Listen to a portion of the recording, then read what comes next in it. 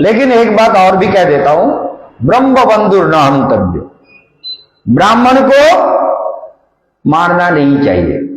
ध्यान दीजिए बात को, ब्रह्म बंधुर न हंतव्य। फिर क्या करें?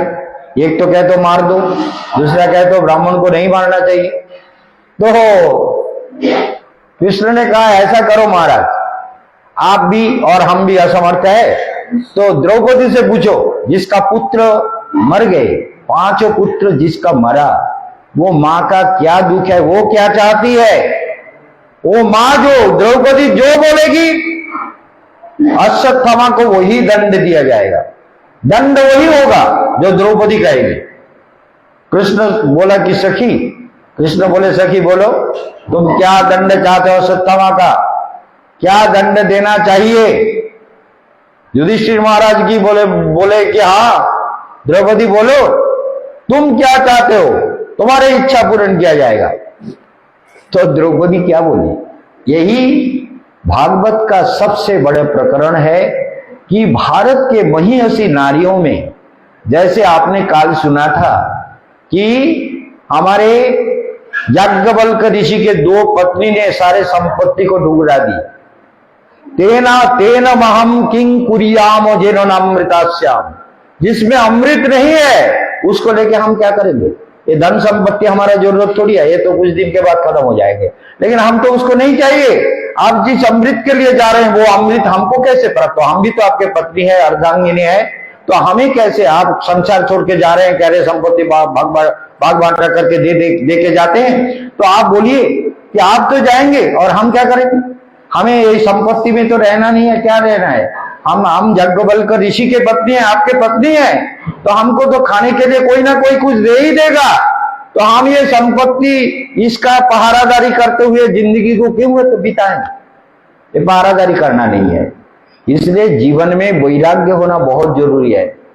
जैसे मैंने बचपन में आज तक सोचिए, मैंने करोड़ों रुपया तो कमाया, बहुत कुछ काम किया, लेकिन मैंने कभी एक भी चीज मेरा अपना नहीं समझा।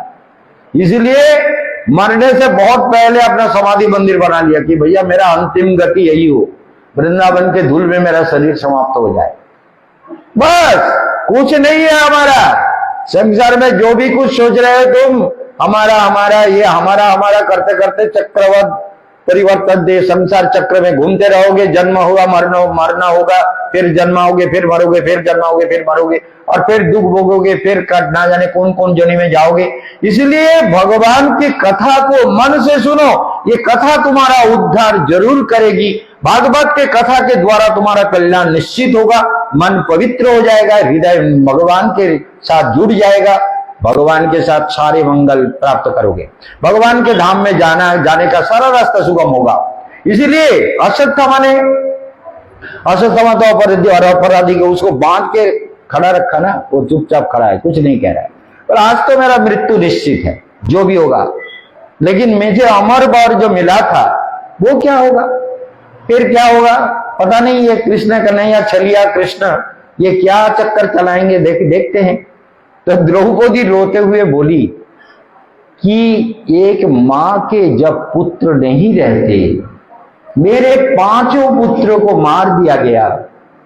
पुत्र मरने के बाद मां को जो दुख होता है, मां के हृदय में जो पीड़ा होती है, जो कष्ट होता है, मां जो व्याकुल होती है, संसार के किसी को भी उसका अनुमान नहीं है।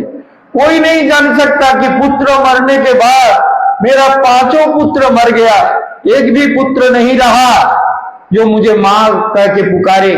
तो ये जो मां, पुत्रहीन मां की जो दुर्दशा, जो दुख, जो वेदना, जो दुख हम झेले, जो झेल रहे हैं, जिस दुख का कोई परिणति, कोई परिणाम, कोई व्याख्या, कोई समाधान कुछ भी नहीं है, मां होते मुझे जो दुख झेलना पड़ रहा है, कृपि अर्थात अश्वत्थामा की जो मां है उसका तो एकमात्र पुत्र है, वो तो इसी पुत्र को पति का मृत्यु हो गया, रणभूमि में द्रोणाचार्य को मारा गया। द्रोणाचार्य का पुत्र अश्वत्थामा एकमात्र पुत्र, और उसी पुत्र के मुंह देख करके उनके मां जीवन धारण की हुई है, नहीं तो वो भी मर जाती। कि हमारे पति भी गए और पुत्र भी चला गया, अगर ये अश्वत्थामा मर गया तो कृपि तो मर जाएगी। अरे हमारा पुत्र तो मर गया, लेकिन कम से कम हमारा बलवान जो पंच पांडव मेरे पति है, पति तो है, जो मुझे कुछ समझाएंगे, जो मुझे सांत्वना देंगे, मुझे कुछ अच्छे बात सुनाएंगे। लेकिन कृपि के पास कौन है? उनका एकमात्र पुत्र है। वो पुत्र अगर मर गया तो वो तो मर जाएगी। तो मां का पुत्र मरने के बाद मां का जो दुख होता है, वो दुख कोई नहीं समझ सकता। इसलिए मैं पहला मेरा यही कहना है कि अश्वत्थामा को छोड़ दिया जाए। द्रौपदी कहती है अश्वत्थामा को छोड़ दो, ये गुरु है, ये गुरु पुत्र नहंतव्य, गुरु पुत्र का हत्या नहीं करना चाहिए, ब्राह्मण का हत्या नहीं करना चाहिए। ये हमारे गुरु है, ब्राह्मणों नितरांग गुरु, ये द्रौपदी के मुंह का शब्द है। ब्राह्मणों नितरांग गुरु, ब्राह्मण हमारे नित्य गुरु है। तो इसलिए ये जो भी दोष किया, क्रोधवश, लोभवश, हिंसावश, जो भी कुछ कर दिया, तो इसको हम क्षमा करते हैं, इसको क्षमा कर दो, छोड़ दो। देखिए द्रौपदी की कितनी महान विचार है, कितनी महानता है कि अश्वत्थामा को दंड दिए बिना द्रौपदी ने क्षमा कर दिया। कृष्ण ने कहा ये बात तो द्रौपदी का मानने योग्य है, मानते हैं, लेकिन बात और भी है। बोले क्या है? बोले द्रौपदी क्षमा कर सकती है, उसको वो दयालु है, कृपालु है, भक्तिमती है, कृष्ण प्रेम है, वो सब ठीक है। लेकिन ध्यान दीजिए, द्रौपदी कहती है कि ऐसा नहीं है कि इसको दंड दिए बिना छोड़ दिया जाए, दंड तो देना ही होगा। बोले क्या दंड देना होगा? बोले मृत्यु दंड देना होगा। बोले अभी तुम कहते हो ब्रह्मबंधुर न हंतव्य, ये ब्राह्मण का हत्या नहीं करना है, फिर कहते हो मृत्यु दंड देना होगा। मृत्यु दंड देना होगा तो फिर ये द्रौपदी के बातों को मान लिया और द्रौपदी के बात का समर्थन किया, फिर क्या होगा? बोले ऐसा है ना, मानी लोगों का मान जब चला जाता है वो मृत्यु के समान ही होता है। इसका ऐसा करो, इसके जो मणि है, माने ब्राह्मण के सबसे बड़ी बात यही है, इसके जो चुटिया होता है ना हमारा, ये भगवान विष्णु नारायण का क्षेत्र है। मंत्र वासुदेवाय नमः, वासुदेव यहां रहते हैं। वो देखो हमारा ध्यान का मूर्ति में भी वासुदेव यहां है।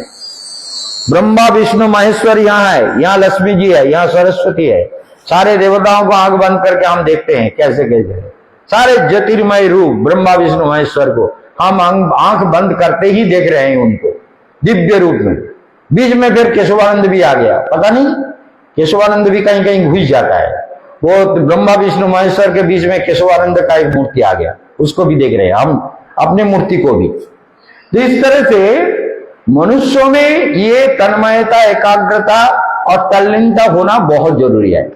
तो इसलिए क्या करो, बोले इसका मस्तक मणि काट लो, माने इसके शिखा को मस्तक से काट लो, काट के अपमान करके सिर मुड़ा करके इसको भगा दो। तो अश्वत्थामा के शिर मणि, मस्तक में जो मणि था, मणि वही है, शिखा है। और शिखा के साथ कुछ मांस को मिला करके उसको काट के उसको निकाल जाओ, भागो, दूर हो जाओ। अश्वत्थामा भागने लगे, लेकिन उसका विद्वेष यही था कि पांडवों ने हमारा अपमान किया, इसका बदला लेना है, इसीलिए ब्रह्मास्त्र छोड़ा था। महाभारत में यही कहा गया कि इस अपमान का बदला लेने के लिए पांडवों का वंश में कोई ना रहे, इसलिए उत्तरा के गर्भ को नष्ट करने के लिए ब्रह्मास्त्र छोड़ा। ब्रह्मास्त्र से भगवान ने बचाया। फिर परीक्षित का जन्म हुआ। परीक्षित एक दिन शिकार करने वन में जा रहे थे।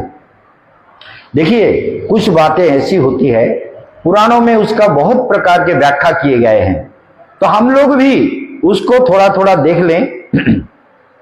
जैसे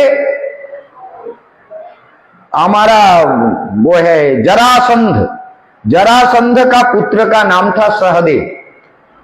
पंच पांडवों में जो सहदेव है वो नहीं, जरासंध का पुत्र सहदेव था। तो जरासंध का जब कृष्ण ने किया, जरासंध का वध किया, ब्राह्मण वेश में कृष्ण पंच पांडव 5 ब्राह्मण का वेश धारण करके उनके घर में पहुंचे, उनका स्वागत सत्कार किया, खिलाया पिलाया रहा, सब कुछ किया। करने के बाद फिर आरंभ करने के बाद बोले, महाराज आप तो हमें ब्राह्मण समाज के हमारा बहुत सेवा किया, हमारा चरण पखाले, हम लोगों को खिलाया पिलाया, बहुत जत्न किया, बहुत अच्छा, बहुत सब कुछ हुआ, लेकिन हम ब्राह्मण नहीं है। तो जरासंध बोले, वो हमको मालूम है। बोले मालूम है? बोले हाँ हमको मालूम है, तुम छलिया कृष्ण हो और तुम्हारा 5 सखा है, तो इसलिए तुम सब हमारे यहाँ क्यों आए हो वो भी मालूम है, हमको मालूम है। बोले क्या मालूम है? बोले मालूम है कि तुम हमको मारने के लिए आए हो। बोले हम मारने के लिए आए तो तुम इतना सेवा क्यों करते हो? बोले हमारा धर्म है, ब्राह्मण के देश में आए तो ब्राह्मण का सेवा करना क्षत्रिय का, और अतिथि भी देवो भव, यही तो भारत का शिक्षा है। तुम अतिथि वर्ग के आए, ब्राह्मण के देश में आए, तो हम गृहस्थ हैं, तो हम राजा है, तो राजा का धर्म होता है प्रजा का पालन करना, और जो घर में आए अतिथि उसका सेवा सत्कार करना, ब्राह्मणों का पूजा करना, जो मेरा करना था वो मैंने किया। बोले ठीक है, वो तो अच्छी तरह से तुमने किया है, अब हमसे युद्ध करना होगा। बोले काल सुबह से युद्ध प्रारंभ होगा। तो जरासंध बोले कौन युद्ध करेगा मुझसे? तुमसे कोई भी एक भी नहीं है जो मुझसे युद्ध कर सकता है, कोई भी नहीं है। तुम तो एक बार में ही खत्म हो जाओगे, सबको मार डालेंगे। तुम लोग युद्ध नहीं कर सकते, हमारे साथ कौन युद्ध करेगा? अर्जुन बोले क्यों मैं? बोले तुम तो बच्चे हो, तुमका एक प्यार पकड़ करके पटक के मारूंगा तो तुम खत्म हो जाओगे। बोले फिर क्या होगा? युद्ध तो करना ही होगा, तुमको तो मरना होगा, मरे बिना तो हम छोड़ेंगे नहीं। बोले क्योंकि राष्ट्रीय युद्ध हो रहा है तो इसलिए मारना जरूरी है, तुमको मरना जरूरी है। बोले वो बात तो तुम्हारा है, लेकिन हम तुम्हें मारेंगे।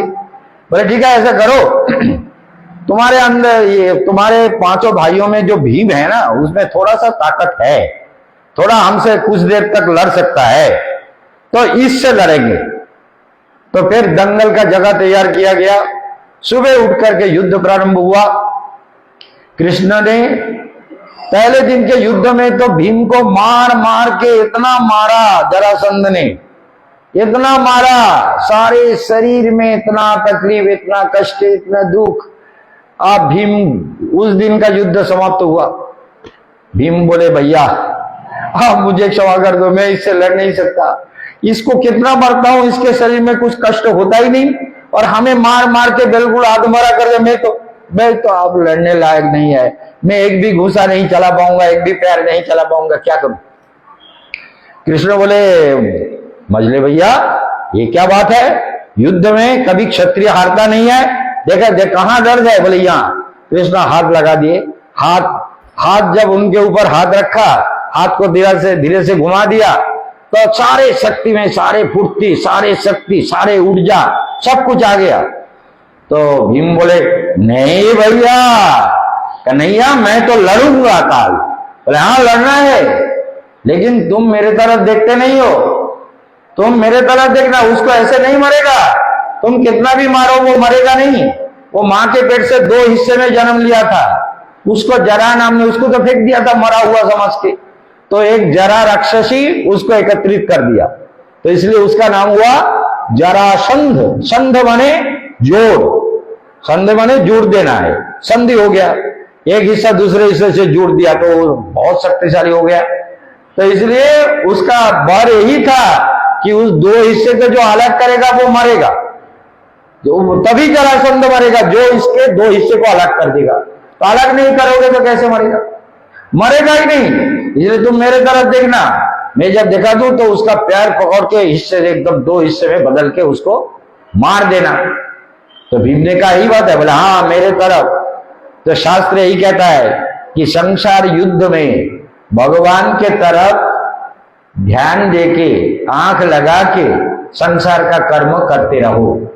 योगस्थ गुरु कर्माणि योग मारे आत्मा के साथ योग युक्त होकर सारे कर्म करो, ये मुक्ति का कारण बनेगा। नहीं तो कर्म ही बंधन का कारण है, कर्म से ही बंधन होता है। इसलिए योगस्थ गुरु कर्माणि, योगस्थ होकर के कर्म करो, योगस्थ होकर के कर्म करने से तुम्हारा जीवन कल्याणमय हो जाएगा। इसलिए योगस्थ गुरु कर्माणि संगं त्यक्त्वा धनंजय सिद्धा सिद्ध समं भूत्वा समत्तम योग उच्यते। इसलिए योगस्थ गुरु कर्माणि, योग में स्थित होकर कर्म करना जरूरी है। तो भगवान की तरफ इनको भी कहा कि मुझसे जुड़े हुए युद्ध करो, युद्ध से जीतोगे, नहीं तो युद्ध से हारोगे, मरोगे, दुख पाओगे, कष्ट पाओगे। युद्ध करना है तो मेरे तरफ ध्यान देंगे, ठीक है ना। जैसे ये हमारे गायत्री माता कीर्तन कर रही थी, तुम लोग बजा नहीं पा रहे थे, क्यों नहीं बजा पाओगे? अरे वो तो बहुत तालियां है, वो खोल कितना बजाता है मालूम है? तो इसलिए वो थोड़ा प्रैक्टिस शुरू कर दो, अपने आप बजेगा। आज थोड़ा मतलब जल्दी जल्दी गाते नहीं है, थोड़ा धीरे से गाते हैं। तो इसीलिए कोशिश करना है, ठीक है ना, क्योंकि बड़ा बाधक बनने के लिए कोशिश करते रहना चाहिए, ये बहुत जरूरी है। तो इसलिए योगस्थ होकर के युद्ध करो। भीम को भगवान ने कह दिया मेरे तरफ जुड़े रहो, मेरे तरफ देखते हुए युद्ध करो, मुझसे आंख हटाओगे तो मार खाओगे, फिर मरोगे। दो दिन का युद्ध में बहुत तकलीफ हुआ। भीम तो गुस्से में लाल होकर के मारने जा रहा था। तीसरे दिन में कहा इसको, तुमको बार बार कहते मेरे तरफ देखो। संसार में जीव को इसीलिए तो दुख होता है कि सारा काम भगवान को छोड़ के करता है। भगवान से आंख लगा के, मन लगा के, ध्यान लगा के, प्राण लगा के, चेतना लगा के कर्म करो तो कर्म मुक्ति का कारण बन जाएगा। कर्म से ही मुक्ति मिलेगी। विश्व प्रधान कर्म प्रधान विश्व रच राखा, जो जैसे करहि तैसे फल चाखा। तो इसलिए विश्व कर्म प्रधान है। कर्मण्यवाधिकारस्ते, कर्म में तुम्हारा अधिकार है, कर्म तो करना ही है। लेकिन भगवान के साथ नजर मिला के, योग युक्त होके, समाहित होकर के फिर कर्म करो, कर्म से सारा कल्याण हो जाएगा। ध्यान दीजिए। तो इसलिए ये कहा गया कि तीसरे दिन में भगवान ने कहा ऐसे करके एक पत्ते को ऐसे चीर दिया। क्या करते हो? मेरे तरफ देखो, ऐसे चीर दो। तो भीम ने जरासंध को चीर दिया, जरासंध मर गया। जरासंध मरने के बाद उनका पुत्र सहदेव वो भाग के आया, बोले मुझे क्षमा कर दो, मुझे मत मारो। कृष्ण बोले तुम्हें क्यों मारेंगे? तुम तो पांडवों के राज्य में रहोगे और ये राज्य का राजा तुम होगे, चलो तुम्हारा अभिषेक करते हैं। तो सहदेव का अभिषेक किया, सब कुछ किया। लेकिन भीम ने कहा कि यहां से कुछ नहीं लोगे कृष्ण? बोले क्यों, तुम्हारा कोई अभाव है? बोले नहीं है, फिर भी कुछ तो कर के रूप में, एक राजा जब पराजित होता है तो कर के रूप में कुछ लेना पड़ता है ना, कुछ देना पड़ता है बड़े राजा को। बोले क्या लोगे? बोले वो जरासंध के मुकुट में, बड़े बड़े राजाओं को बंदी बना के जो कारागार में रखा हुआ था, उनके सिर में मुकुट में जो सबसे बड़े बड़े अच्छे अच्छे मणि थे, बहुत कीमती मणि, एक एक मणि आज के जमाने में कई 100 करोड़ का कीमती मणि था, वो सब मुकुट में लगा हुआ था। बोले ये मुकुट हम ले जाएंगे। तो जरासंध का वही मुकुट ले गया भीम, लेके उसको रख दिया। बोले मुकुट बड़ा मुझे पसंद है, ये मुकुट रखते ही चारों तरफ प्रकाश फैल जाता है। इसके रत्न एक अच्छा सा मणि अगर रख दिया जाएगा, हीरा, बड़ा सा हीरा अगर 10 कैरेट 15 कैरेट का एक हीरा रखा जाए लाइट फैलता है। उसी प्रकार 8 कैरेट 10 कैरेट का एक पन्ना रखा जाए तो उसमें ग्रीन लाइट चारों तरफ फैलता है। तो सोचिए, इसको इसलिए कह रहे हैं कि हर बात में मन घुसना चाहिए। तो जरासंध के मस्तक में कितने सारे दिव्य मणि थी, उन मणियों के प्रभाव से इतना प्रकाश फैलता था, इसलिए वो मुकुट को ले गए पांडव, ले जाके एक अलमारी में रख दिया। लेकिन हमारे महाराज परीक्षित उनको राजा बना के पांडवों ने महाप्रस्थान किया। पांडवों का जब महाप्रस्थान हुआ, काल में परसों में कह रहा था कि महाप्रस्थान 2 प्रकार का होता है। क्षत्रियों का महाप्रस्थान होता है बद्रीनाथ से लेकर के सम्याप्रास होके वसुधारा से मंदाकिनी के धारा, जो आलोकानंदा का धारा है, अलकानंदा के धारा के चलते चलते चलते चलते स्वर्गारोहण करते हैं। तो अलकानंदा के धारा से क्षत्रिय लोग जो भी संसार छोड़ के भगवान के लिए चले जाते हैं कि आज आप तो जीवन छोड़ना है, अब संसार में रहना नहीं है, तपस्या करना है, जीवन को बाजी लगा देना है, अब स्वर्ग में चलना है, प्रभु के पास चलना है, चलो चलते हैं। तो पंच पांडव और द्रौपदी सब चलने लगे। तो चलते चलते आपने देखा महाभारत में द्रौपदी पहले गिरी, पीछे से द्रौपदी बोले महाराज मैं तो गिर रही हूं, मेरा क्या अपराध है, मैं जा नहीं सकता। बोले नहीं जा सकती, मैं जा नहीं सकती। बोले नहीं। बोले क्यों? बोले तुम 5 तुम्हारे पति थे, लेकिन तुम ज्यादा प्रेम अर्जुन से करते थे, पार्शियलिटी। ये जो तुम सबको समान रूप से नहीं देखे, इसलिए असम दृष्टि समत्तम योग उच्चते। इस बात को ध्यान में रखिए, समत्तम योग उच्चते, समता ही योग है। जिससे समभाव नहीं रहा, इसलिए तुम स्वर्ग में नहीं जा सकते। इसलिए ध्यान दीजिए, समत्व भाव, सबके प्रति समभाव जो रखता है वो स्वर्ग प्राप्त करने का योग्य बनता है। जो समभाव नहीं रखता, जो विषम भाव करता है, सब में विद्वेष रखता है, वो स्वर्ग जा नहीं सकता। इसलिए तुम गिर गए। तो सहदेव बोले मैं गिरा। तो कृष्ण बोले तुम्हारा बहुत ज्यादा रूप का अभिमान था, देखने में बहुत सुंदर। बोले तुम बहुत सुंदर है ना, इसलिए तुम स्वर्ग नहीं जा सकते। सुंदरता का अभिमान, जन्म ऐश्वर्य श्रुत श्री, जन्म का अभिमान, ऐश्वर्य का अभिमान, श्रुत पांडित्य का अभिमान, और श्री माने यौवन सुंदरता का अभिमान। ये 4 अभिमान से भगवान को जीव नहीं पा सकते। ध्यान दीजिए, ये बहुत कुछ हम बोलते हुए आगे बढ़ रहे हैं। 4 अभिमान से हम भगवान को, कुंती देवी का शब्द है ये, जन्मैश्वर्य श्रुत श्री रेधमान मदापुमान नैवारहत्त विधातुम तम अकिंचन गोचर। भगवान अकिंचन, जो निष्कपट है, अकिंचन है, कुछ नहीं चाहता है, सब कुछ भगवान में समर्पित कर देता है। भगवान उसी के सामने प्रकट हो जाते।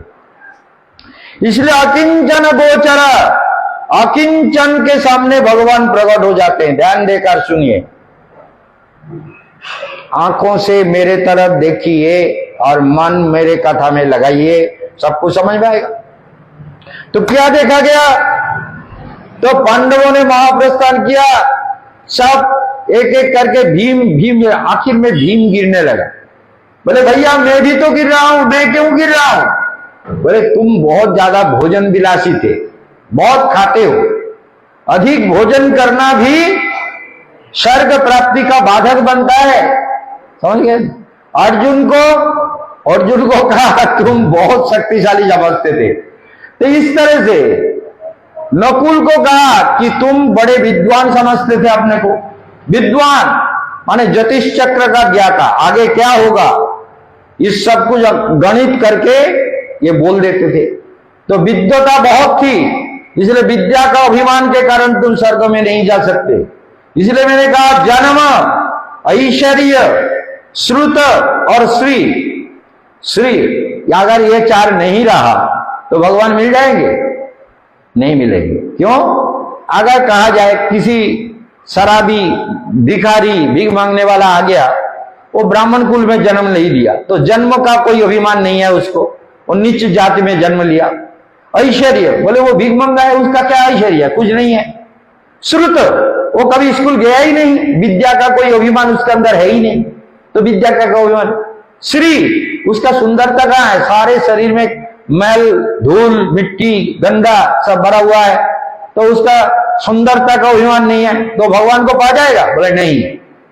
बोले क्यों नहीं पाएगा? कुंती माता कहती है जन्म का अभिमान, ऐश्वर्य का अभिमान, और पांडित्य का अभिमान, और रूप का अभिमान, ये 4 अभिमान नहीं है तो भगवान को पाएगा? बोले नहीं। उसके बाद एक शब्द कहा गया, ये गीठ लगा दिया गया कि त्वम अकिंचन गोचर।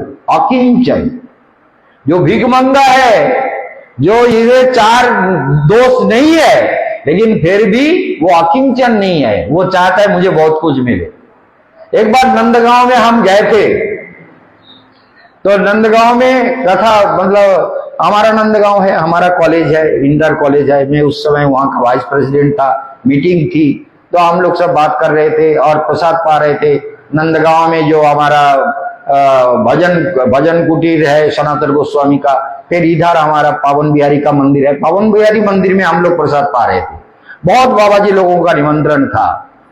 तो बहुत पहले की बात है, करीब 2003 में होगा क्या, 3 या 4 में ऐसा हो सकता है, मतलब 21 साल पहले की बात है। तो हम लोग गए थे, तो प्रसाद पाना था।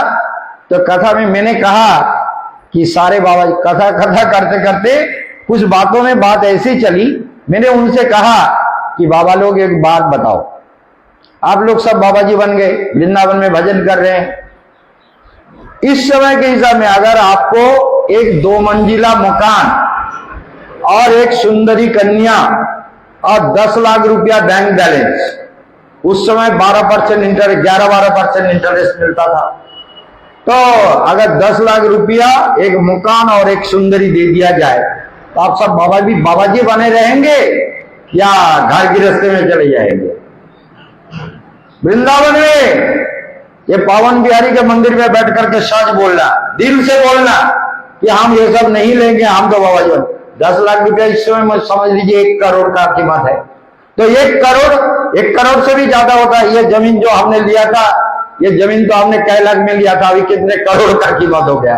तो इसलिए बोले बाबा क्या साधु बने रहोगे? एक सुंदरी भी दे दिया जाए, 2 मंजिला एक बढ़िया मकान दे दिया जाए और बैंक बैलेंस जितना 1 करोड़ रुपया दे दिया जाए, तो बाबा जी बने रहोगे? चुप हो गए। मैंने कहा यही तो बात है, बाबा जी बन तो जाते हैं लेकिन मन बाबा जी बनता नहीं है। साधु बाहर से तो बनते हैं लेकिन अंदर से साधु होते नहीं है। यही तो जगत में दुख का कारण है, मैंने बहुत बार कहा। तो इसलिए ये देखा गया, जिस प्रकरण को आप सुन रहे हैं कि अभी सुना, तो पांडवों का महाप्रस्थान हुआ। तो ये महाप्रस्थान का मार्ग है कहां से? मंदाकिनी तट, अलकानंदा तट, मंदाकिनी अलकानंदा के तट से होते हुए सीधा एकदम जहां पर हमारा मुचकुंद मानधाता का पुत्र, मानधाता जहां रहते थे, तपस्या करके भगवान को पाया, वहां ओंकारेश्वर शिव है, ओम के रूप में शिव जी का दर्शन पाया था महाराज मानधाता ने। मानधाता बहुत बड़े तपस्वी थे, संसार छोड़ के तप करने गए, और वो जगह है कहां पर? वो जगह है जहां पर ये बद्रीनाथ आकर के रहते हैं, सर्दियों में आके वहां रहते हैं। ऊखी मठ याद रखना, ऊखी मठ में बद्रीनाथ से बर्फ ढक जाता है, वहां कोई रह नहीं पाता, तभी बद्रीनाथ को ला करके ऊखी मठ में रखा जाता है। तो ऊखी मठ में बद्रीनाथ रहते हैं। फिर अक्षय गर्मी के समय, मतलब जैसे दीपावली के बाद ऊखी मठ से फिर बद्रीनाथ को लेकर के बद्रीनारायण में ले जाके प्रतिष्ठित किया जाता है। तो ये जो ऊखी मठ है, इसके पास में मानधाता का गुहा है, जहां महाराज मानधाता ने तपस्या किया। वहां जाके देखेंगे, वहां ओंकार है, अंधेरे के अंदर ओंकार के रूप में शिव जी को दर्शन मिला था महाराज मानधाता को। इतने बड़े तपस्वी थे मानधाता, और मानधाता के 50 पुत्री को विवाह किए थे कौन? सौगुरी ऋषि कालीदह में।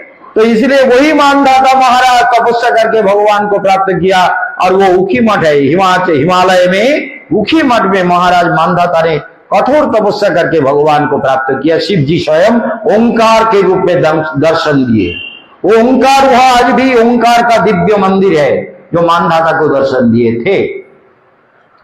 तो इसलिए दूसरा मार्ग है जो वैश्य क्षत्रिय आदि, जब ब्राह्मण लोग जब सोचते हैं कि आप मुझे जगत में रहना नहीं है, हमने संन्यास ले लिया, घर छोड़ दिया, 50 साल में 70 साल में जो भी जब घर छोड़ता है, जैसे आप काल भी सुन रहे थे कि नैमिषारण्य में मनु और शतरूपा सृष्टि का आदि दंपति, ब्रह्मा जी के दान अंश से मनु का जन्म हुआ मन से, और बाएं अंग से शतरूपा का जन्म हुआ।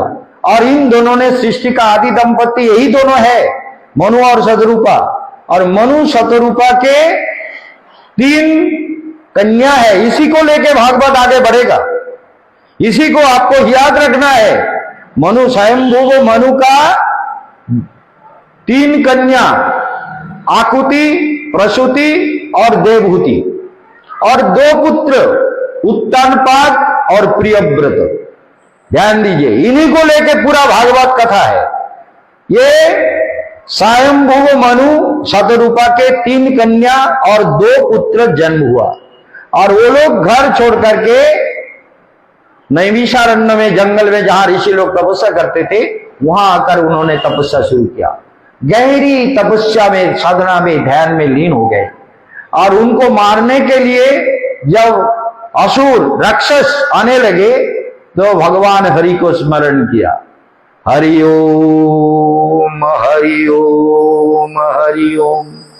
नारायण परा वेदा नारायण पराक्षरा नारायण परा संति नारायण परा परा। बोले प्रभु जैसी आपकी इच्छा, आपके लिए राज्य वैभव सैन्य सामंत सब छोड़ के जंगल में तपस्या करने के लिए आया। अब आप रक्षा करोगे तो रक्षा होगा, नहीं तो मरेंगे तो मरेंगे, मरना तो है ही है। तो जो भी होगा नारायण का ध्यान करने लगे तो भगवान वहां हरि के रूप में प्रकट हुआ। कैसे? हरि के रूप में प्रकट होकर राक्षसों का वध किया। मनु शतरूपा सृष्टि के जो आदि दंपति है उनका भी रक्षा किया। और इन्हीं से भागवत का विस्तार होता है। इसलिए सोचिए, परीक्षित तो कथा तो हमने शुरू कर दिया, तो परीक्षित महाराज भी आज क्या हुआ, परीक्षित महाराज शिकार करने के लिए मन में सोचा कि चलते हैं, देखते हैं प्रजा राज्य का कैसे कैसे क्या स्थिति है। पांडव हमारे पूर्वजों तो सारे चले गए, अब मुझे राज्य सौंप गए, राज्य समर्पण कर दिया, राज्याभिषेक हुआ, अब मुझे इसका रक्षा करना भी जरूरी है। राजधर्म यही कहता है, सब यही ऋषि लोग यही कहते हैं कि तुम पांडवों के वंशधर हो, तुम्हें राज्य का शासन करना है। तो हम फिर देखते हैं, राज्य में घूम के चलते हैं। तो उन्होंने चलना शुरू किया, लेकिन क्या किया, घर में वही जो मुकुट रखा हुआ था उसको अपने सिर में पहन लिया, जो भीम ने ले आया था, जो सहदेव से अर्थात जरासंध के पुत्र का जो मुकुट था उसको रख लिया, क्योंकि उस मुकुट में बहुत सारा श्राप लगा हुआ था, अभिशाप। इतना बड़ा अभिशाप था राजाओं का, क्योंकि सारे राजाओं को मार के, बंधन करके, जेल में डाल के, किसी का मुंड काट के, किसी का राज्य हड़प के, किसी को अपमान करके, वो सब जो उनके मुकुट को छीना, उन सारे मुकुट के जो दिव्य मणि थे वो सब मणि अपने मुकुट में लगा लिए थे जरासंध। इसलिए सारा राजाओं का अभिशाप था उसके साथ। उस अभिशाप में परेशान, तो उसको पहन लेने के बाद परीक्षित में भी अभिमान आ गया कि मैं तो इतना बड़ा राजा हूं और मेरे मुकुट से सब लाइट प्रकाश फैल रहा है चारों तरफ। और घोड़े के पीछे घोड़े में बैठकर, रथ में बैठ करके वो चलने लगे। देखा कुछ ही दूर पर एक गौ माता, सोचिए, तो इसलिए एक वृषभ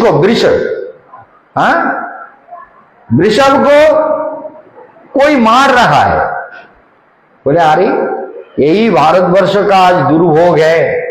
भारतवर्ष में गौ माता के ऊपर, गौ के ऊपर जो अत्याचार हो रहा है, ये धीरे धीरे दुनिया धर्म से होने जा रहा है। आप समझ लीजिए 2031 तक अर्थात 2031 तक दुनिया का कम से कम 20% आबादी बचेगा और सब मरेगा। मरने का सारा रास्ता तैयार हो रहा है। यही भविष्यवाणिका में कहा गया है। यही बड़े बड़े जो गणितज्ञ है, जो ऋषि लोग है, जो अध्यात्म विद्या, जो भविष्य दृष्टा है, उन सब ने कहा। भागवत में भी यही कहा। मानियों का मान नहीं है इस समय, तो लोगों में भजन करने की रुचि नहीं है, और सब में रुचि है, लड़ाई में, झगड़ा में। किसी बंदर का अच्छा नाच हो रहा है तो वहां कितने लोग खड़े हो जाएंगे, लेकिन भागवत कथा में सब थोड़ी आएंगे। भगवान की कथा में उतनी रुचि नहीं होती, उतना आनंद नहीं मिलता। अरे बंदर इधर जा रहा है, देखो बंदर लाठ लेके घूम रहा है, देखो बंदर लाठी का खेला दिखा रहा है, तो उसमें लोगों की रुचि होती है। क्यों? कलियुग है। कली का ये भयंकर कली है। प्रायण स्वल्पायुष सब कलु अस्मिन् युगे जना। कलियुग में ये स्वल्पायु मनुष्य, मंदा, धर्म के प्रति इनका अरुचि है। मंदा माने भूख ना हो पेट में, मंदा उसे कहते हैं। भूख ना हो तो भोजन अच्छा नहीं लगता। भूख नहीं होगा तो अच्छा थोड़ी लगेगा। बोले हमको भूख नहीं है, नहीं खाना है। कल मैंने हमारे शांति बाबू को कहा थोड़ा सा चना खाओगे?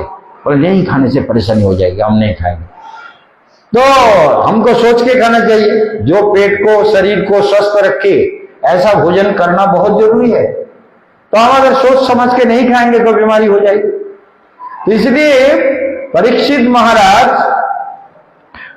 महाराज जब जाने लगे, ध्यान दीजिए, परीक्षित महाराज देखा कि वृषभ उसको मार रहा है, कोई राज वेशधारी खरवाकृति वो मार रहा है।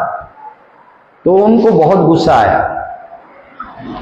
सोच लीजिए, ये भागवत हमको जीवन में यही सब कुछ सिखाता है कि हमें जीवन में यही सब कुछ करना होगा, कि समझना होगा कि ये दूतम पानम स्त्रियों सुना। परीक्षित महाराज ने ये जगह दिया था कली को जब परीक्षित महाराज रथ से उतर करके उसको मारने के लिए बोले तुम्हें मैं हत्या करूंगा, तुम्हारा दंड दूंगा, मैं राजा हूं, मेरे राज्य में कोई भी गौ माता का अपमान नहीं करता, गौ माता को मारता नहीं है, गौ माता का सेवा करता है, और तुम ऐसे करते हो, अब तुम्हें तो हम छोड़ेंगे नहीं। 3 पैर काट दिया। कलियुग में क्या रह गया? ये सत्य, दया, तप, शौच, ये सारा कुछ नहीं रहा। केवल कलियुग 2 ही धर्म पद्म पुराण में कहा गया, दानंच हरि कीर्तनम। मनुष्य का 2 ही कर्तव्य है, दान करना, क्योंकि कलियुग का मनुष्य बहुत लालची है। करोड़ों होगा फिर भी अच्छा काम नहीं करेगा, करोड़ों पैसे लेकर के परेशान होंगे, पैसा क्या कहां रखे, कैसे क्या करे, फिर भी अच्छे काम में पैसा को नहीं लगाएगा। इसलिए दान करना और हरि कीर्तनम, दानंच हरि कीर्तनम। कलियुग में यही पद्म पुराण में व्यासदेव जी कहते हैं कि दान और हरि कीर्तन। तो इसलिए दान करना, हरि का कीर्तन करना, यही 2 धर्म बचा हुआ है, और इसे हमको जीवन में पालन करने का अभ्यास करना है। तो जितना संभव हो सके, हमसे 2 पैसा दान होता है 2 पैसा ही करेंगे, हमसे 2 रुपया दान होता है 2 रुपया करेंगे। कुछ लोग कहते हैं महाराज जी आपके गीता महायज्ञ में हम कुछ देना चाहते हैं, कितना देना होगा? अरे कितना देना होगा? 1 रुपया दे सकते हो, 16 आना, 1 रुपया भी दे सकते हो, 1000 भी, कोई 10,000 रुपया भी दे गया गीता महायज्ञ के लिए, कोई 2000 भेज दिया सिलीगुड़ी से, कोई 1000 भेजा, कोई 2000 भेजा, कोई 500 भेजा, कोई 100 भेजा, जो जैसा गरीब आदमी है, गरीब कई शिष्य है, उन्होंने आके 50 रुपया करके दिया, मैंने दो अच्छी तरह से। प्रभुपाद यही शिक्षा दिए हैं।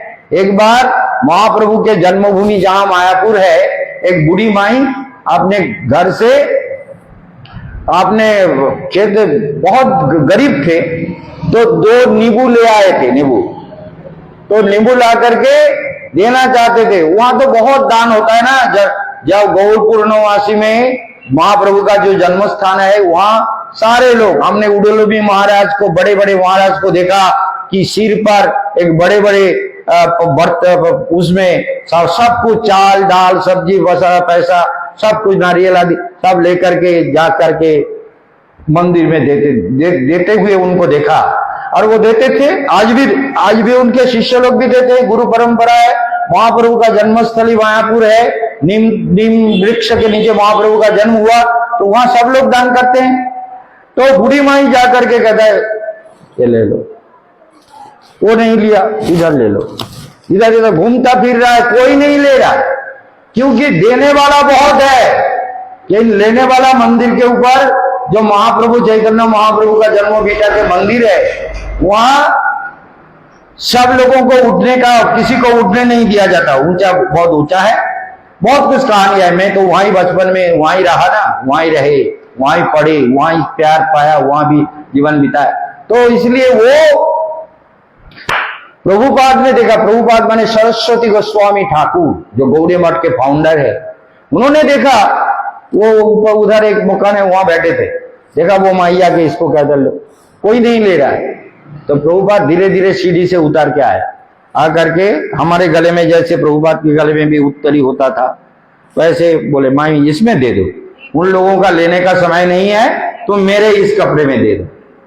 सरस्वती गोस्वामी ठाकुर सारे विश्व में जिनका इस समय प्रचार है, इस्कॉन आदि सारे, तो उन्होंने अपना कपड़ा फैला करके माई से, सारे शिष्य लज्जित हो गए, भाग के आए, प्रणाम किया, फिर नींबू को लिया। तो सेवा करना जितना सामर्थ्य है, 2 नींबू जो ले आया प्यार से, वो कम, उसकी भावना कम नहीं है। भगवान के प्रति उसका प्रेम में कोई कमी नहीं है, उसका हृदय में भक्ति की कोई कमी नहीं है। उसने लाख रुपया नहीं दे पाया।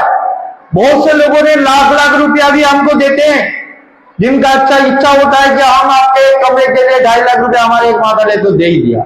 वो आ रहे हैं अभी, आपने देखेंगे मौसमी, तो मौसमी तो देते हैं, वो उनकी इच्छा है, गुरु जी के सेवा में हम देंगे।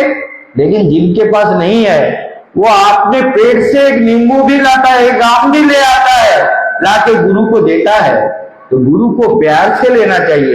इसके पास पैसा नहीं है, लेकिन इसका हृदय में प्रेम है, भक्ति है, समर्पण है। यही जीवन का सबसे बड़ा उपलब्धि है। जो हम इसको नहीं समझते तो हमारा जीवन बेकार हो जाता है।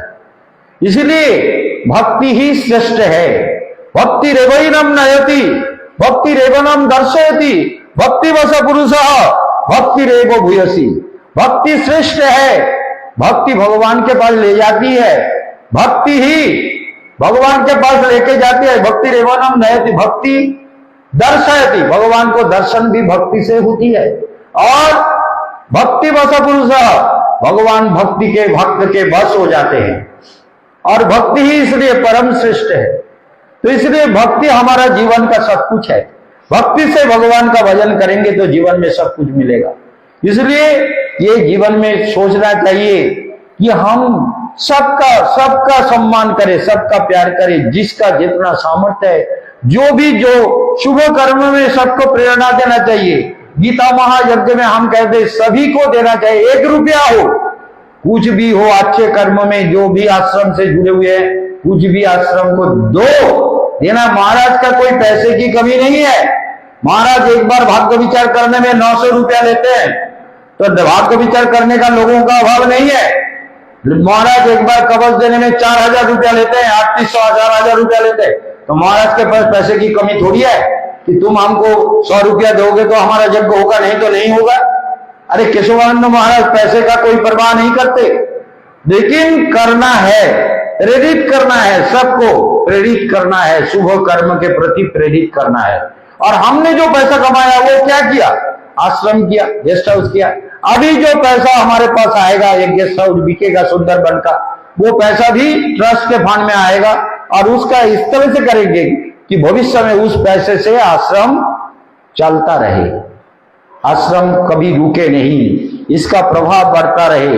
ध्यान साधना ठीक से करो, जितना ध्यान करोगे उतने ही जीवन सुंदर होता जाएगा। और गुरु अगर साधना नहीं करेगा, गुरु का आश्रम भी नहीं टिकेगा, ये सच बात है। गुरु अगर साधना में मन को समर्पित नहीं करता है, जो गुरु अपने साधना में मन को समर्पित नहीं करता है, उस गुरु का प्रतिष्ठान भी नष्ट हो जाता है। वो प्रतिष्ठान ज्यादा दिन टिकता नहीं है। गुरु को तपस्या करना जरूरी है। इसलिए परीक्षित महाराज, इसलिए आप लोगों को कहते हैं, सबको ये ध्यान रखना है कि साधना आपका जीवन है, साधना आपका प्राण है, साधना जो आपका अस्तित्व है, साधना ही आपका उन्नति है, साधना की आपका वास्तवता है, साधना ही आपका एग्जिस्टेंस है। साधना करोगे तो तुम्हारा एग्जिस्टेंस बना रहेगा। केशवानंद को भी यही सोचना पड़ेगा कि हम साधना करेंगे तो हमारा ये आश्रम, ये अस्तित्व, जैसे मदन लाल जी आए हुए हैं, ये हमारे प्रिय हैं, तो ये बुर्जा गांव के इतने भक्त लोग हैं, हमारे ये भक्त जी आए हैं, जेठ राम ना, जेठ सिंह, हाँ, ये लोग भी आते हैं, ये माता लोग आते हैं। तो इन सब का प्रेम हमारे साथ जुड़ा हुआ है और रहेगा कब? जब हम साधना करेंगे। अगर हम साधना नहीं करेंगे, मैं अपने साधना से विमुख हो जाऊं, तो मेरे जीवन में कोई कल्याण नहीं हो सकता, मेरा आश्रम नहीं टिक सकता। इसलिए तपस्या करना बहुत जरूरी है। अपने आप तपस्या करके उद्धार हो सकते हो, लेकिन प्रतिष्ठान को बचाने के लिए बहुत सारी तपस्याओं का जरूरत है, प्रतिष्ठान को रक्षा करने के लिए। इसलिए ये बहुत जरूरी है कि हम अपने साधना में मन को समर्पित करें और सरल भाव से जीवन में रहें, सब कुछ सहज भाव से लें। किसी कुटिल भाव से, कुटिल विचार से रहोगे तो स्वयं दुख पाओगे, दूसरे को दुख दोगे। कुटिल भाव से रहोगे, स्वयं दुखी होगे और दूसरे को भी दुख दोगे। इसलिए ना तो स्वयं को दुखी होना है, ना दूसरों को दुख देना है। आनंद से रहो, आनंद दो। आनंद न कल्याणी भूतानि जायन्ते। तो परीक्षित महाराज इस तरह से जब शिकार में जाके देखा तो वो कली थे, कली का प्रवेश हो गया था। पांडव चले गए, कली का प्रवेश हुआ। भगवान चले गए, भागवत आ गया। भागवत रक्षा करेंगे हमारा, भागवत कथा से ही हमारी कल्याण होगी, भागवत कथा से ही हमारा मंगल होगा। सारे मंगल का उदय, सारे कल्याण का उदय, सारे भक्ति भाव सब कुछ हमको मिलेंगे भागवत श्रवण से। तो भागवत ऐसे अमृतमयी भागवत, और परीक्षित महाराज इस भागवत के श्रोता है। हमारे यहाँ हमारे परीक्षित के रूप में हमारे बैठे हुए हैं हमारा शांति बाबू, शांति रंजन पाल आश्रम के शिष्य हैं। तो इसलिए देखिए, तो भागवत ही हमारा जीवन है। परीक्षित महाराज ने मारने के लिए तलवार अपने तलवार को निकाल लिए, तो उस समय वो आके चरण में गिर पड़े। धूर्त लोगों का ये एक विशेषता है, ये देखता है यहां तो बल से काम नहीं होगा तो छल से काम लेना होगा, बल से नहीं हो रहा है तो छल कपट से काम लेना होगा। तो छल कपट से पैर में गिर गए साष्टांग, महाराज जी मुझे क्षमा करिए, मुझे आप आश्रय दीजिए, मैं आपका शरणागत हूं। शरणागत का रक्षा करना राजा का धर्म है, और राजा है, आप पांडवों के वंशधर है, कृष्ण के प्रिय है, कृष्ण ने आपका रक्षा किया, उनके चरण में गिर गए। परीक्षित महाराज बोले, अरे मूर्ख, तुम इसलिए इसके पैर को काट दिया और इस तरह से प्रहार किया, गौ माता को प्रहार किया, कैसे तुम ऐसे पापिष्ट क्यों हो? हमारे राज्य में तो ऐसा कोई नहीं करता। तो पर वो चुप है। तो पृथ्वी देवी जो गौ माता के रूप में थी, वो कहने लगे कि महाराज, कोई किसी का दुख का कारण नहीं होता। इस बात को भी समझ लो, भागवत में हमको जो भी दुख मिलेगा वो मेरे कर्म का फल है, वो मेरे किए हुए पिछले इस जन्म का ना हो, पिछले जन्म का भी हो सकता है। जो बीमारी आता है वो इस जन्म का हो या पिछले जन्म का, वो तो भोगना ही पड़ेगा। इसलिए कभी किसी के ऊपर आरोप मत लगाओ, किसी को दुखी मत करो, किसी को ऐसे वचन ना बोलो जिससे उसको दुख हो जाए। कानों से भद्र सुनो, मुंह से भद्र कथा बोलो। जो नहीं बोलेगा वो साधु नहीं हो सकता। मुंह से बोले, महाराज जी आप जो डांटते हैं, बोले डांटते हैं प्यार से, हम किसी के ऊपर कोई विद्वेष भाव से, हिंसा से नहीं डांटते। अन्याय होता है तो डांटते हैं, लेकिन किसी के ऊपर हिंसा मन में रखना साधु के लिए बहुत बड़ा पाप है। इससे बड़ा पाप हो ही नहीं सकता। दूसरों का निंदा करना, दूसरों का बुराई करना, दूसरों के बारे में कटु वचन बोलना, दूसरों के पीछे उसके पीठ पीछे उसके बारे में चर्चा करना, ये सब बहुत बड़ा अन्याय है। इससे जीवन में कभी भक्ति नहीं आती। मनुष्य जीवन में इस बात को सोचना बहुत जरूरी है। इसलिए देख लीजिए, हम लोग देखते हैं कि परीक्षित महाराज के चरण में पृथ्वी देवी यही कहते हैं, ये कर्म का फल है। कली काल आ गया, कली युग आ गया, कली का ये भयंकर काल है। काल कली बलिनो इंद्रिय बैरी वर्गा। इंद्रियां सारे शत्रु है, इंद्रिय बैरी माने शत्रु। इंद्रियां, हम भगवान को देखना चाहते हैं और आंख कुछ और देखना चाहता है, आंख कुछ और देखने को चाहता है, मन कुछ और सोचना चाहता है। मैं भगवान के ध्यान में लगाना चाहता हूं, वो कुछ और सोचने में लगा हुआ है। मन को घुमाना मुश्किल होता है। इसलिए ये जीवन पथ बहुत ही कठिन है। काल कलि बलिन इंद्रिय वैरी वर्गा भक्ति मार्ग मिह कंटक कटि रुद्धा। कलि युग में भक्ति का मार्ग करोड़ों कांटों से, कंटक कोटि करोड़ों कांटों से रुद्ध है भक्ति का मार्ग। बहुत सारे कांटे झेलते हुए हमको आगे बढ़ना होगा। इसलिए इंद्रिय वैरी वर्गा भक्ति मार्ग मिह कंटक कटि रुद्धा। क्या हुआ? परीक्षित महाराज के चरण में पड़े। परीक्षित महाराज, पृथ्वी माता तो बोले कि ये सब अपने अपने कर्म का फल भोगते हैं, कोई किसी को दुख देने वाला नहीं है। बोले मां तुम रो रही हो, क्या दंड दूं? बोले रो रहे हो अपने दुख से, कलयुग आ गया। ये कलयुग में मनुष्य कितने सारे पाप करेंगे, ये पाप भागी मनुष्य सारा दुख झेलेगा। इसलिए मैं पृथ्वी हूं, गाभी रूपा पृथ्वी हूं, और पृथ्वी देवी, जो पृथ्वी देवी है वो दुखी होके रो रही है। और धर्म रूपी सांड, उसका भी 3 पैर कट गया। सोचिए, ये कलयुग का फसल है। कलयुग में इस तरह से 3 पाद धर्म बिल्कुल चला गया।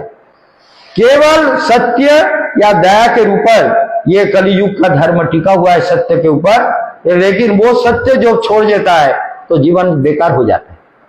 इसलिए हम देखते हैं, ध्यान से सुनिए। परीक्षित महाराज को बोले महाराज हमको कोई, तुम अच्छा ठीक है तुमको मारेंगे नहीं, तुमने शरण लिया, तुमने मेरे चरण में गिर पड़े, मुझसे सरेंडर किया, तो मैं तुम्हें मार नहीं सकता। क्षत्रिय धर्म ये नहीं कहता कि शरणागत को हत्या करो, हम हत्या नहीं करेंगे, लेकिन तुम भागो, मेरे राज्य छोड़ करके चले जाओ, यहां नहीं रहना है। कोई बोले महाराज ठीक है, आपका आदेश तो कोई अवहेलना नहीं कर सकता, मैं चला जाऊंगा। चले जाना है, आपका आदेश पालन करना है, लेकिन कहां है वो? आपके राज्य के अलावा कौन सा जगह है जहां पर मैं जाके रहूं? वो जगह आप निर्देश कर दीजिए, इस जगह में तुम रहो। परीक्षित ये तो बड़ा चालाक आदमी है, क्योंकि सारे ये सप्तद्वीपा मेदिनी ये सब पांडवों के अधीन था। ये जम्बूद्वीप, भारत खंड जो भी है ये सब पांडवों के अधीन था। तो इसका सारे पृथ्वी का राजा थे परीक्षित महाराज। फिर कहा महाराज जहां बोलोगे वहां रहूंगा, आप जो जगह देंगे वहां ही रहूंगा, आपका आदेश शिरोधार्य महाराज, मैं आपका विरोध कभी नहीं कर सकता, इसलिए आप मुझे आदेश करिए। बोले देखो, सोचा भगवान को स्मरण कर, हे वंशीधारी, हे मयूर पुच्छधारी, हे मां के गर्भ में रक्षा करने वाले कृष्ण कन्हैया, हे जसोदा लाल, मुझे प्रेरणा दो, कहां जगा दूं? कली को जगा दिया। दूतम पानम स्त्रियो सुना जत्रा धर्मश्चतुर्विध। ये 4 अधर्म जहां है, कली तुम वहां रहना। दूतम, जहां दूत क्रीड़ा होता है, ताश पासा दावा जुआ आदि जहां खेला जाता है, सब लोगों को मालूम है जहां जुआ खेला जाता है वहां कई प्रकार के गलत काम होते हैं, एक नहीं। जहां शराब पिया जाता है, पानम मदिरा पीते हैं। एक दिन देखा, फेसबुक पे देखा रहा था कि एक बटल मदिरा का कीमत है 2 करोड़ रुपया। 2 करोड़, सोचिए 2 करोड़ रुपया का शराब पीता है आदमी। हमने सोचा ये क्या है, 2 करोड़ रुपया से तो कितने गरीबों का गरीबी मिटाया जा सकता है, और 2 करोड़ रुपया का शराब पिएगा। पैसा है तो यही करेगा, अच्छा काम कुछ नहीं करेगा। संसार में प्राणियों के लिए, कल्याण के लिए, दुखी दरिद्रों के लिए काम नहीं करेगा, इस तरह से पैसा को बर्बाद करेगा। एक बटल शराब 5-5 हजार, 10-10 हजार में, 20-20 हजार में बिकता है, तब भी पिएगा। घर में खाना नहीं है लेकिन शराब जरूर पिएगा। ये शराब पीने वाले लोगों को कभी भरोसा नहीं करना। शराब पीने वाले लोग दुनिया में सबसे बड़े पापी है, इनका जीवन कभी सुधार नहीं सकता। शराब के नशे से कभी मुक्त नहीं हो सकता। शराब सबसे बड़ा भयंकर चीज है संसार में, इसलिए शराब पीने वाले लोगों से संपर्क मत रखो। जो शराब पिएगा वो नरक जाएगा, उसका कोई उद्धार नहीं, उसकी बुद्धि भ्रमित हो जाती है। बुद्धि भ्रष्ट हो जाते। अगर शराब में आनंद होता, शराब पी के आनंद में आदमी कितना मस्त होता है, तो बटल के अंदर शराब रहता है, बटल क्यों नहीं मस्त होता? बटल मस्त होता है शराब पी के? नहीं होता है। क्यों नहीं होता?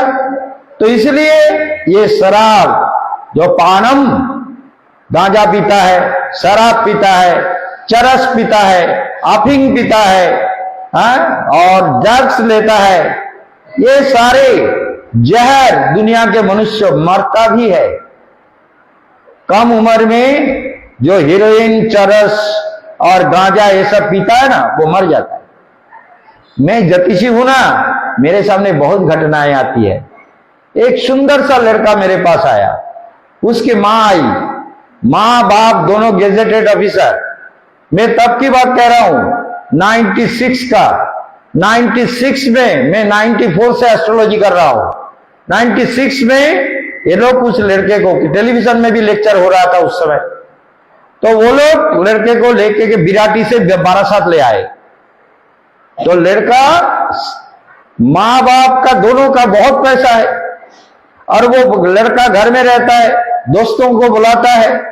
अभी कितना 15 साल या 14 साल का उम्र है, देखने में इतना सुंदर, माँ भी बहुत सुंदरी थी और पिता भी, दोनों गेजेटेड ऑफिसर, पैसा बहुत है, कौन खाएगा, अपना मकान है, घर है, सब है, पैसा क्या करेगा? वो लड़का पैसा लेके दोस्तों को बुला के कोई नेशा करता है, शराब पीते पीते बोलता है ये नेशा और अच्छा है, इसको ये डस्ट है, पाउडर है, इसको खाओ और अच्छा आनंद आएगा। खाते खाते मेरे पास ले आया। मैंने कहा तुम्हारे लड़का को तुम मेरे पास रखोगे तो मैं इसे ठीक कर दूंगा। इसका भाग्य विचार किया, विचार करके मैंने जो भी रत्न तैयार किया, मैंने कहा देखो अगर 15 दिन ये जी लिया, अभी 15 दिन का समय मैं देता हूं, 15 दिन अगर जीता रहा, 15 दिन के बाद सब कुछ तैयार हो जाएगा, कवच आदि जो भी रत्न है तैयार करके 15 दिन के बाद तुम मेरे पास आ जाओ, इसको मैं ठीक कर दूंगा। लेकिन वो सब कुछ रत्न का ऑर्डर दे गया, जो भी पैसा लगेगा सब पैसा दे गया। दे के क्या हुआ, 5-6 दिन नहीं गया वो लड़का गले में फंदा लगा के मर गया, क्योंकि शराब, नशा। इतना सुंदर लड़का, माँ बाप का इतना एक ही लड़का था, वो फंदा लगा के नहीं, वो नशा करके घर में मरा पड़ा हुआ मिला। तो नशा जो करता है अकाल मृत्यु होती है, वही मृत्यु के पीछे लोग भागता है, नशा करते हैं। नशेड़ियों के साथ संपर्क मत रखो। जो नशा करने वाले लोग हैं, जो संसार को बिगाड़ता है, जिनके प्रवृत्तियां बिगड़ती है, जिनके श्रद्धा भक्ति नष्ट होती है, उन लोगों के साथ संपर्क हो। इसलिए परीक्षित महाराज ने कली का यह स्थान निर्देश किया, दूतम पानम। जो ऐसे मादक द्रव्य का सेवन करने वाला है, उसके साथ उसको त्याग करो। स्त्रिय माने बार वनिता, जो असत चरित्र रमणी है, ये भी हमने देखा। जीवन में हमारे पास सारे लोग आते हैं। एक बार कई वेश्या मेरे पास आई, आके भाग्य विचार कर, मैं पहचान नहीं पाया, मैंने भाग्य विचार कर दिया, उनके बच्चों का, उन सब का विचार करके सब कुछ ये रास्ता दिखाया। तो फिर उनको कहा कि कब तक आके सब ले जाओगे? तो बोले हम 1 हफ्ते में ले जाएंगे। ठीक है, भाग्य विचार करके सब ऑर्डर दे करके चले गए। फिर 1 हफ्ता हो गया, उनको फोन किया, फोन नहीं उठा रहा है। फिर क्या हुआ, मैंने दिलीप बाबू को भेजा, हमारा दिलीप सेठ, मदन लाल जी भी जानते हैं दिलीप सेठ को अच्छी तरह। दिलीप सेठ को भेजा, साथ में एक आदमी और भेजा, 2 आदमी को भेजा। तो दिलीप सेठ कलकत्ता का रहने वाला है ना, वो बाली में रहता है। तो बाली में रहता है, तो उसने कहा महाराज ये एड्रेस, ये तो शायद बेश्यापट्टी है, चेकलाग में बेश्यापट्टी है। हमने कहा बेश्यापट्टी, हमें तो मालूम नहीं, लेकिन इन्होंने इतना ऑर्डर दिया, ये इनको एक बार देख के आ जाइए। आप तो दोपहर को जा रहे हैं, सुबह 10 बजे जा रहे हैं, आपको क्या है, आप देख के आ जाइए। और हम वहां से जाके फोन करेंगे। वहां गया, वो बेचुआ ने वो उनको देख करके बोले महाराज ये स्थिति है, यहाँ क्या करें? हमने भाग के चले आओ, वहां से आ जाओ। तो इस तरह का होता है।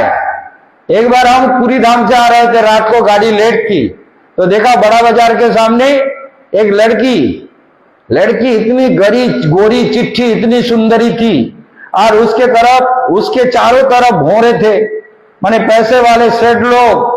रात का 1:30 बजे 2 बजे का टाइम था, सब उसी के पास रास्ते में, सर्दी का मौसम था, लेकिन एक ही फ्रॉक पहने हुए थे, स्वेटर नहीं है। सुंदरी है ना, सुंदरता दिखाना चाहती है। आज के दुनिया में लड़कियां अपने शरीर को प्रदर्शन करना चाहती है और कुछ नहीं चाहती। यही संसार है, इसी कलियुग का यही प्रभाव है। इसलिए असत रमणी दुनिया में सबसे बड़ा ध्वंस का कारण है। असत रमणी, अपवित्र रमणी। इसलिए स्त्रीय, ऐसे स्त्री का संपर्क को कभी मत करो जो पुंसचला। भगवान स्वयं कहते हैं उस विश्वास नहीं वो जातु ही, उन पर कभी भी विश्वास ना करो। नारायण का शब्द है ये। भगवान नारायण जब उसमें हुए, भगवान नारायण, ध्यान दीजिए, नारायण जब मोहिनी रूप धारण किए भगवान, तो मोहिनी रूप धारण करके बोले, असुरों ने कहा कि आपको हम विश्वास करते हैं, आप हमको अमृत पिलाइए। बोले हमारे ऊपर विश्वास मत करो, क्योंकि पुंसचला रमणी के ऊपर विश्वास नहीं करना है। करोगे तो मरोगे, मेरे ऊपर विश्वास मत करो। बोले जो विश्वास पात्र है वही बोल सकता है, ऐसा कौन बोल सकता है? आपके ऊपर हमारा पूरा विश्वास है, आप हमको बांट दीजिए। तो इसीलिए ध्यान दीजिए, क्या है, पहले ध्यान देना है कि पुंसचला स्त्रीय और है सुना, 4 हुआ। क्या क्या क्या बोला मैंने? दूतम माने दूत क्रीड़ा, ये जुआ जहां खेलता है वहां एक दूसरे को कत्ल भी कर देते हैं पैसे के लिए, ना जाने क्या क्या करते हैं। आजकल जो खेला होता है ये फोन में, उस खेल में हमारा श्याम का जीवन भी बर्बाद कर दिया। श्याम यहाँ था, उसका जिंदगी बर्बाद कर दिया इस मोबाइल के खेल में। राजा ने आश्रम का कितना पैसा बर्बाद किया।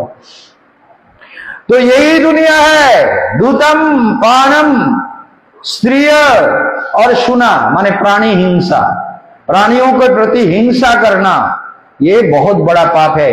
ये 4 जगह कली को महाराज परीक्षित ने दिया। देने से कली बहुत खुश हुआ। कोई पुनश्च जाच मानाय जात रूप मदात प्रभु। कली महाराज से फिर बोले, महाराज मेरे कली का वो संगी साथी काम क्रोध लोभ मद मोह आदि जितने सारे हमारे साथी हैं, तो इतने सारे लोगों को लेकर के 4 जगह, छोटा छोटा जगह हो गया, एक आध जगह और दे देते महाराज। 4 जगह तो दिया है, एक और कुछ जगह दे देते। परीक्षित महाराज ने सोच के कहा, तो अन्वितम मदम कामम रजत बैरंच पंचम। रजत तुम्हारा 5वां स्थान हम दे दिए, और कुछ नहीं मिलेगा। रजत माने सोना, सोना, ये सोने में तुम रहना। सोना जहां पर ज्यादा सोना होगा, वैभव होगा, ऐश्वर्य होगा, पैसा होगा, वहां विवाद भी होगा, झगड़ा भी होगा, मकरदमा भी होगा, अशांति भी होगी, बहुत सारे समस्याएं पैदा होंगी। कलियुग है, भयंकर कली। इसलिए महाराज परीक्षित जो मुकुट पहने हुए थे वो सोने का, रत्न का था ना, वो रत्न मुकुट के अंदर कली ने पहले ही प्रवेश कर लिया, बुद्धि को भ्रमित कर दिया। कली को महाराज भगा देते तो हम लोग कली युग के चक्कर में नहीं पड़ते, पढ़ना नहीं होता, लेकिन महाराज ने भगाया नहीं, इसीलिए कली को जगह दे दिया। तो कली ने कहा कि ठीक है महाराज, आपके सिर पर पहले चढ़ते हैं, क्योंकि आपके सिर में सोना है, रत्न है, तो आपके सिर पे पहले चढ़ते हैं, देखते हैं आगे क्या होता है। तो कली महाराज के सिर में चढ़ गए। महाराज परीक्षित वहां से चलते चलते जंगल के अंदर गए और गौ धर्म को और पृथ्वी माता को प्रणाम किया, और कली को बोला भागो, तुम जाओ, जहां जगह दिया वहां चले जाओ। कली बोले ठीक है, पहले आपसे शुरू करते हैं, देखते हैं प्रैक्टिकल यहां से शुरू हो जाए, जो भी दिया है वो उससे काम होता है कि नहीं, पहले देख लेते हैं। तो कली को जो जगह दिया, कली महाराज के मुकुट में घुस गए। और महाराज कहां गए? जंगल के अंदर गए, जहां समीक ऋषि तपस्या कर रहे थे। तो समीक ऋषि के तपस्या, अभी हम आगे कथा नहीं बनेंगे, थोड़ा भजन होना चाहिए, बहुत देर से भजन नहीं हुआ, तो भजन कीर्तन में थोड़ा सा आनंद लें, क्योंकि काल यहां से हम शुरू करेंगे कि किस तरह से महाराज परीक्षित का अभिशाप हुआ, कैसे अभिशप्त परीक्षित महाराज शुक्रदेव गोस्वामी को पाए, किस तरह से भागवत का प्रारंभ हुआ। भागवत का कथा को हमको द्रुत चलाना पड़ेगा, क्योंकि द्रुत चले बिना आगे नहीं बढ़ सकते। थोड़ा प्रेम से